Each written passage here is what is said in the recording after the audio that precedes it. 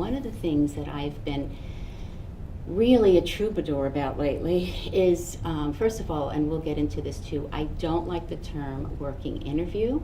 I never use it. It is misleading, and just hearing the description when someone gives that to me, it's frightening. Even if they're still hiring the person first in their terms, in their minds temporarily, while they're testing them. Absolutely. You don't want to use the word working interview. You want to replace it with skill assessment. Okay. That's the word I've been using forever.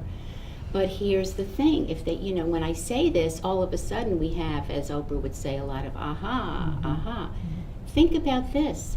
You have someone in for your working interview. Aside from the fact that I rarely see anybody have a structure to that day. They just show up. If it's front desk, oh yes, front desk.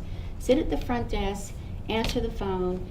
Here's this, boom. No direction, no instruction, nothing to follow, nothing to research, just sit here. If you're an assistant, come on in. Here's your chair. Are you righty or lefty? That's it. If you need anything, the point is you're letting this stranger in to your office, giving them very little direction, giving them very little contact with yourself or your team because they're just flitting around. Dangerous. Think about the front desk.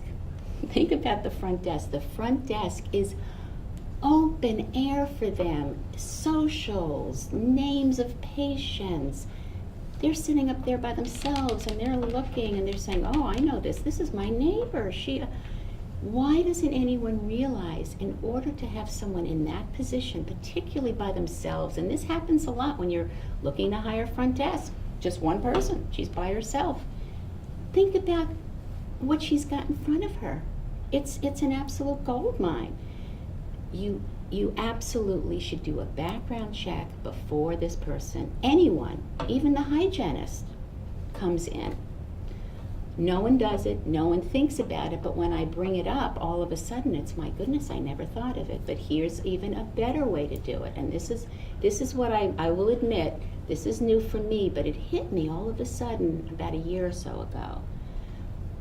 Having them in during patient time is great because you can see how they interact with patients, how they interact with each other. I agree, there's a lot to be learned, but I much prefer, for safety purposes and actually for being able to really see someone's ability, have them in off hours, no patients around. If they're at the front, if they're front desk that they're looking to be placed, have them sit at the computer, have them show you how much they know about your software. You're sitting there with them. Now, it doesn't necessarily have to be the doctor, although truthfully, and that's another thing that we'll talk about, doctors tend to push a lot of this responsibility off on someone else. And honestly, doctors, it's about you. It's your practice. You're doing the hiring. You're paying their salary. You need to be closer to this process. Okay. So what's wrong with having them in for a couple of hours? If it's a hygienist, have them sit in the chair, have the wife of the dentist, the husband of the dentist, a friend come in and have a prophy. You'll be able to see. But you're going to have them fill out new employee paperwork and pay them by the hour for that limited time that you're doing skills assessment. Absolutely. And you're upfront about it. They know what's going on. Absolutely. Now this is something I hesitate to mention because I want you to hear this clearly. Yes, the way the law reads, labor and industry, the labor rules, is, and people don't get this, they'll say she just came in to shadow. There is no such thing as shadowing. No such thing. Here's why. If they're just sitting at the front desk, if I'm sitting with you you're at the front desk and I'm just watching you, Debbie, I'm just watching, and a patient walks in and said, excuse me, and you're on the phone, can I have that pen? And I reach over and I hand the pen to this patient. Guess what? I've worked, folks. I've worked. If it's an assistant and the doctor says, come on in here, I just want to show you something, and the applicant walks in, goes over the threshold into the treatment room, working. It's considered working.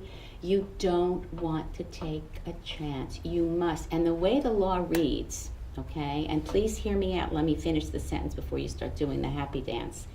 You must pay them at least minimum wage, every single one, and that includes the hygienist, but please, please don't do that. That's really cruel, and that's not fair, because after all, the hygienist is generating an income for you, for your practice, especially if she's doing things properly and she's co-diagnosing. Don't do that, but that is the law. And so it's important to make sure you take care and you pay for that.